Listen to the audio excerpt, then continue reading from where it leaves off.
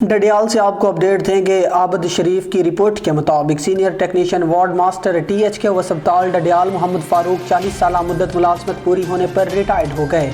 تحصیل head quarter ہسپتال ڈڈیال کے staff نے انہیں ٹھیکیدار ہوٹل تک چھوڑا، جہاں پر ان کا استقبال ٹھیکیدار زاہد اقبال چودھری، محمد زبیر چودھری، شاہد وسیم صابر اور ان کے فیملی ممبران نے کیا۔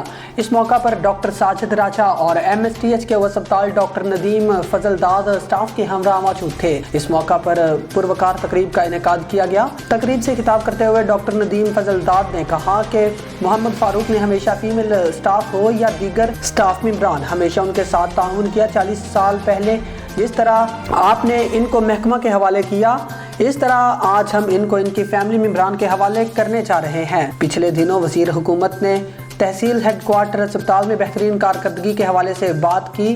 میں یہ اکیلا نہیں کر سکتا جب تک آپ تمام اسٹاف کا تعاون درکار نہ ہوتا۔ آخر میں محمد فاروق نے اپنی فیملی ممبران سمیت پورے اسٹاف اور ایم ایس ندیم فضل داد کا شکریہ ادا کیا اور کہا کہ اگر محکمہ کو پھر کبھی میری ضرورت پڑی تو میں حاضر ہوں۔